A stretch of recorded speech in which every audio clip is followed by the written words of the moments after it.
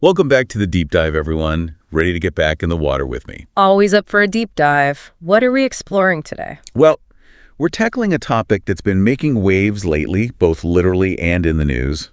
We're diving into the world of orcas, specifically those that seem to have developed a bit of a habit of, well, bumping into boats. Ah, yes, the orca boat interactions.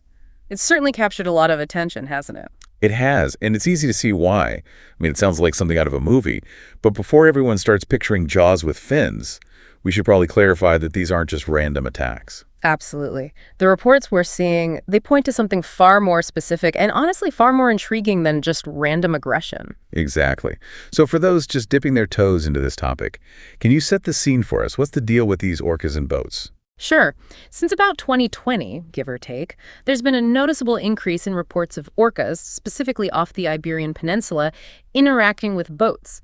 And I say interacting, but it's often described as ramming or bumping, particularly targeting the rudders of sailboats. Rudders. That's pretty specific. Is there any sense of why they're zeroing in on those? That's part of what makes this so fascinating. There's a real sense of, and I hesitate to use this word with animals, intentionality to it. These aren't just glancing blows, you see. Many reports describe orcas seemingly coordinating their movements, working together to, well, basically stop the boat. Intentionality. Now that is a loaded word, especially when we're talking about animals.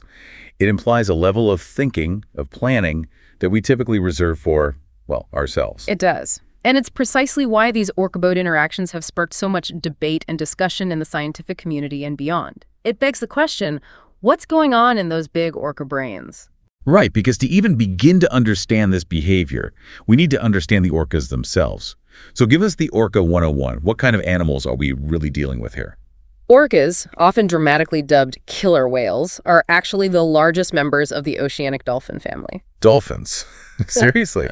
I'll admit, I always pictured them as much more, I don't know, menacing, with the whole killer whale title and all. That's a common misconception. While they are apex predators, meaning they sit right at the top of the food chain, their diet is remarkably diverse. Some populations prefer fish, others go after marine mammals like seals, and some even hunt whales larger than themselves.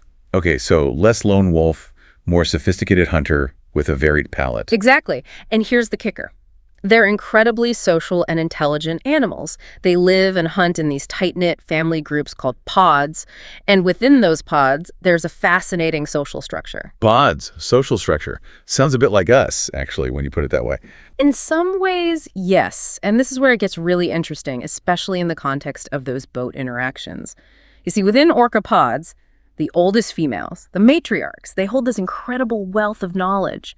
They're the ones who teach their offspring everything from hunting techniques to navigating migration routes, all passed down through generations. So we're not talking about a couple of rogue orcas randomly ramming boats. This sounds like something that could potentially spread through a whole population. Precisely. And that's what makes these boat interactions all the more fascinating and, frankly, a little bit unnerving. Could this be a learned behavior? Is it a new hunting technique, a form of play, or is something else entirely going on? These are the questions that researchers are trying to untangle. Well, let's dive into some of those theories, shall we? Because there are a few compelling possibilities floating around out there.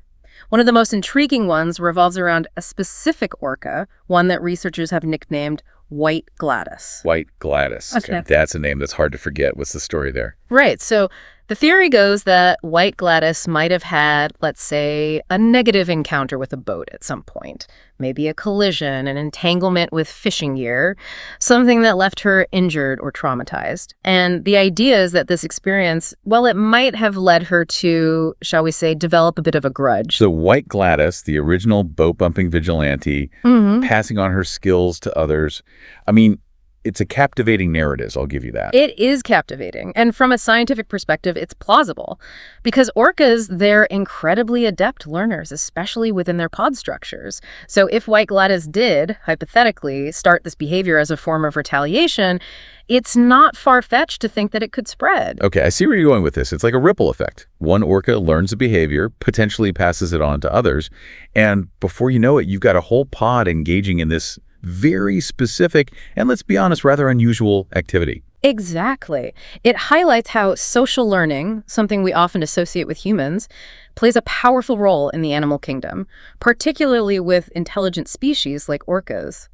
But it's important to remember that this is just one theory, and there are others out there that offer a very different interpretation of these interactions. Oh, really? Less about revenge and more about... Well, some researchers believe that these interactions might be, and this might surprise you, more playful than aggressive. Playful.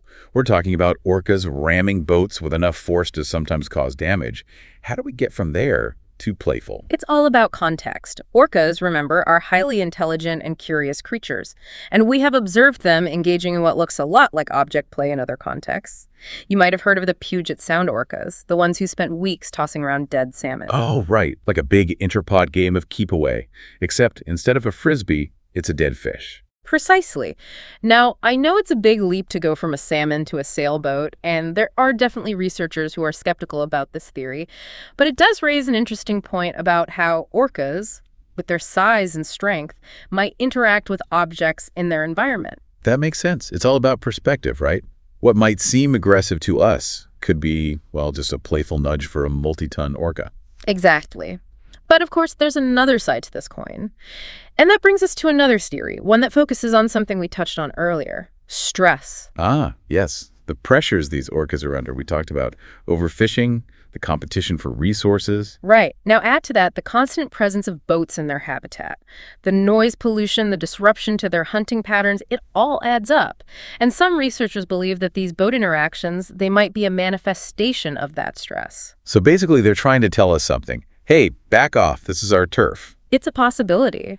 And it really highlights how important it is to consider the cumulative impact of human activities on marine life. It's not just about one boat or one fishing trip, it's about the bigger picture. So we've got these three main theories, right? Retaliation, play, and stress. Each one kind of paints a different picture of how these orcas are seeing us, interacting with us. Yeah. What are your thoughts? Is there a front runner in your mind, or is it more likely a perfect storm of all these factors? That's the million-dollar question, isn't it? And unfortunately, there isn't a simple answer, not yet anyway. The research is ongoing. But here's the thing I find so fascinating. Each of these theories, regardless of which one or maybe even which combination turns out to be the most accurate, it really forces us to grapple with some pretty profound questions. Like what? Well, like how much intelligence are we really talking about here? What does this behavior tell us about orca communication, their ability to learn from each other, adapt to a changing world? It's like they're holding up a mirror, making us confront our own assumptions about the natural world. It's like they've presented us with this incredible puzzle. And by trying to solve it, we're not just learning about orcas, but also about our place in this whole ecosystem. Precisely, and I think it underscores a really crucial point. You see, even these interactions that seem, well, disruptive or even destructive from our perspective, they force us to acknowledge that we're not alone out there, that we share this planet with other intelligent beings who are also just trying to navigate a world that's increasingly shaped by human actions. It's a sobering thought, for sure. So where do we go from here? What can we do, not just to understand these orcas better, but to maybe even coexist a little more harmoniously? Well, awareness is a good starting point, wouldn't you say? The more we understand about orcas, their behavior, the pressures they face, the better equipped we are to make informed decisions. And on a more practical level, well, we have to address the elephant in the room, so to speak. You're talking about the overfishing. Exactly, particularly of key species like bluefin tuna. Reducing that pressure, ensuring these orcas have enough food, that's critical. And alongside that, well, we can certainly look at ways to minimize the risk of these, let's call them encounters. So things like adjusting sailing routes during peak orca migration seasons? Exactly. And minimizing noise pollution from boats. Promoting responsible wildlife viewing. It's about recognizing that we're not alone out there, that our actions have consequences. And who knows, maybe by learning to share the ocean a little more thoughtfully, a little more respectfully, we might just get a glimpse into the minds of these incredible creatures. It's about understanding that we're all connected, part of this intricate web of life. Well said. Expert speaker, thank you so much for diving into this fascinating and slightly mysterious topic with us today. I think it's safe to say we've all surfaced with a lot to think about. And listeners, we want to hear from you. What are your thoughts on these orca interactions? Head over to our social media channels, share your theories, and join the conversation. Until next time, keep exploring, keep asking questions, and keep diving deeper.